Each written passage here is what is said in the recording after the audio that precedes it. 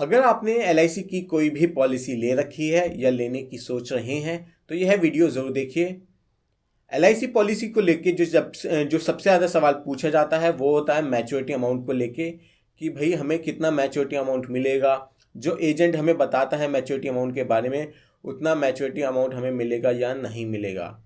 आपके इन सभी सवालों का जवाब आपको मेरी इस वीडियो में मिलने वाला है।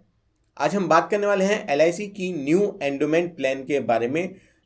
अगर आप इस पॉलिसी में 2200 रुपये हर महीना जमा करते हैं तो आपको मैच्योरिटी पे 48,75,000 रुपये मिलेंगे। आप लोग कमेंट बॉक्स में मुझे अपनी एज बता सकते हैं, मैं आपको आपकी एज के हिसाब से आपका मैच्योरिटी अमाउंट बता दूंगा। तो कमेंट बॉक्स में अपनी एज कि आप कितने साल के हैं वो ज़रूर बताइए। हेलो फ्रेंड्स, मैं हूं संकेत, आपका अपना फाइनेंशियल एडवाइज़र। मैं लाइफ इंश्योरेंस, हेल्थ इंश्योरेंस और म्यूचुअल फंड्स में अपनी एडवाइजरी सर्विसेज प्रोवाइड करता हूं। अगर आपका कोई भी इन्वेस्टमेंट रिलेटेड क्वेश्चन है या आप मुझसे कोई भी पूछना चाहते हैं तो कमेंट बॉक्स में बताइए, मैं आप सबको रिप्लाई ज़रूर करूंगा। मेरी आप सबसे एक रिक्वेस्ट है, अगर अभी तक आपने हमारे यूट्यूब चैनल को सब्सक्राइब नहीं किया है तो प्लीज़ सब्सक्राइब कर दीजिए, साथ में बेल बटन को भी दबा दीजिए। मैं आपके लिए इन्वेस्टमेंट रिलेटेड वीडियोस लाता रहूँगा। और कमेंट बॉक्स में आप लोग मुझे अपनी एज जरूर बताइए, मैं आपको आपका मैच्योरिटी अमाउंट बता दूंगा। तो इस पॉलिसी में आप लोग मिनिमम 1 लाख रुपए का सम एश्योर्ड ले सकते हैं, यानी 1 लाख रुपए की आप पॉलिसी ले सकते हैं। ये मिनिमम है और मैक्सिमम की कोई लिमिट नहीं है। आप 5 लाख रुपए, 10 लाख या उससे ज़्यादा अमाउंट का भी सम एश्योर्ड ले सकते हैं। यहाँ पे प्रीमियम पे करने के लिए आपके पास 4 ऑप्शन अवेलेबल होते हैं। आप चाहे तो मंथली पे कर सकते हैं, क्वार्टरली भी पे कर सकते हैं, हाफ ईयरली या ईयरली भी अपना प्रीमियम पे कर सकते हैं। इन 4 ऑप्शन में से आपको एक ऑप्शन चूज करना होता है, सिलेक्ट करना होता है जब आप पॉलिसी ले रहे होते हैं। एक बार आप इसको सेलेक्ट कर लेते हैं ऑप्शन को, वो बाद में चेंज नहीं हो पाता है। यह पॉलिसी आप मिनिमम 12 साल के लिए और मैक्सिमम 35 साल के लिए ले सकते हैं। जितने ज़्यादा समय के लिए आप यह पॉलिसी लेंगे उतना ज़्यादा आपको फ़ायदा मिलेगा। इस पॉलिसी में मिनिमम एंट्री एज है 8 साल और मैक्सिमम एंट्री एज है 55 साल। इसका मतलब है कि अगर आप यह पॉलिसी लेना चाहते हैं तो आपकी एज 8 साल से लेकर 55 साल होनी चाहिए। और इस पॉलिसी में मैक्सिमम मैच्योरिटी एज है 75 साल। न्यू एंडोमेंट प्लान में आपको टैक्स बेनिफिट भी मिल जाता है। जो भी आप प्रीमियम पे करेंगे उसका फ़ायदा आपको इनकम टैक्स के सेक्शन 80C में मिल जाता है। और जो भी आपका मैच्योरिटी अमाउंट होगा वो पूरा टैक्स फ्री होगा, उस पर आपको कोई भी टैक्स पे नहीं करना होगा।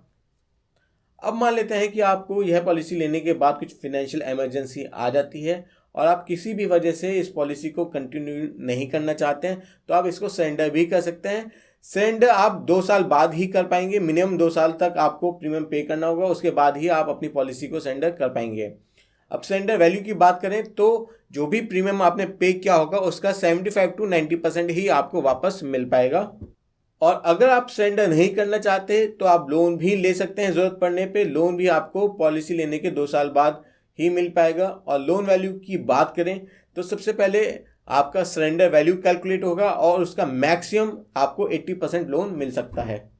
अब एक एग्जांपल की हेल्प से न्यू एंडोमेंट प्लान को समझते हैं। यहाँ पे मैंने पॉलिसी होल्डर की एज 25 साल मानी है और सम एश्योर्ड लिया है 10 लाख रुपए।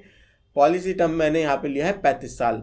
आप अपने हिसाब से चेंज भी कर सकते हैं, जैसे सम एश्योर्ड इससे कम का भी ले सकते हैं और पॉलिसी टर्म भी आप अपने जो फाइनेंशियल गोल हैं उसके हिसाब से आप सेट कर सकते हैं। प्रीमियम की बात करें तो यहाँ पे सालाना लगभग 27,000 रुपये का प्रीमियम आएगा और मंथली की बात करें तो लगभग 2200-2300 रुपये के आसपास का प्रीमियम आएगा आपका मंथली। तो टोटल जो पॉलिसी होल्डर ने 35 साल में प्रीमियम पे किया होगा इस पॉलिसी में वो हो जाता है लगभग 9,30,000 रुपये का। और जो मैच्योरिटी पे उन्हें अमाउंट मिलेगा वो हो जाता है लगभग 48,75,000 रुपये का।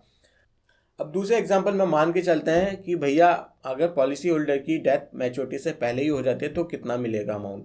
तो यहाँ पे मैं सेम एग्जांपल है और मान के चलता हूँ कि पॉलिसी होल्डर ने अगर 25 साल की एज में पॉलिसी ली थी तो उनकी डेथ हो जाती है 50 साल की एज में, यानी 25 साल तक वो पॉलिसी उन्होंने कंटिन्यू रखी। 25 साल तक उन्होंने प्रीमियम पे किया। तो अब देखते हैं कि भैया उनके नॉमिनी को कितना अमाउंट मिलेगा। ये प्रीमियम है। अब 25 साल में उन्होंने जो टोटल प्रीमियम पे किया होगा वो हो जाता है लगभग 6,64,700 रुपये का। और नेचुरल डेथ अगर होती है पॉलिसी होल्डर को तो उनको मिलेगा 27,20,000 रुपये और एक्सीडेंटल डेथ होती है तो मिलेगा 37,20,000 रुपये। आप ये 10 लाख रुपए का डिफरेंस देख सकते हैं नेचुरल डेथ में और एक्सीडेंटल डेथ में। ये इसलिए है क्योंकि जो हमने प्रीमियम मैंने आपको बताया है उसमें एक राइडर ऐड है जिसको हम DAB बोलते हैं, जिसका फुल फॉर्म होता है डबल एक्सीडेंटल बेनिफिट राइडर। इसमें क्या होता है कि अगर आपने यह राइडर लिया है तो आपको एक्स्ट्रा पैसे मिलते हैं एक्सीडेंटल डेथ के केस में। अगर पॉलिसी होल्डर की डेथ एक्सीडेंट में होती है तो जितना अमाउंट का सम एश्योर्ड लिया था उतना अमाउंट एक्स्ट्रा मिलता है नेचुरल डेथ से। तो अगर 10 लाख का सम एश्योर्ड है तो 10 लाख रुपए एक्स्ट्रा मिलेंगे नेचुरल डेथ से। अगर 5 लाख का सम एश्योर्ड है तो 5 लाख रुपए एक्स्ट्रा मिलेंगे नेचुरल डेथ से। अब यहाँ पे एक छोटी सी टेबल है जिसमें मैं आपको 15 साल, 20 साल, 25 साल, 30 साल और 35 साल के हिसाब से भी बताऊंगा कि कितना प्रीमियम आता है और कितना मैच्योरिटी अमाउंट आता है। ये जो मैंने बताया 15 साल, 20 साल, 25, 30 और 35, ये पॉलिसी टर्म है। तो अगर आप 5 लाख रुपए का सम एश्योर्ड लेते हैं 15 साल के लिए तो आपका प्रीमियम आता है 3,000 रुपये और मैच्योरिटी पे आपको 7,72,000 रुपीज़ मिलेंगे। वहीं अगर आप 20 साल के लिए यह पॉलिसी लेते हैं 5 लाख की तो आपका प्रीमियम आता है 2,150 रुपये का और मैच्योरिटी पे आपको 9,25,000 रुपये मिलेंगे। वहीं अगर आप 25 साल के लिए यह पॉलिसी लेते हैं तो आपका प्रीमियम आता है लगभग 1,700 रुपये का और मैच्योरिटी पे आपको लगभग 12,87,000 रुपीज़ मिलेंगे।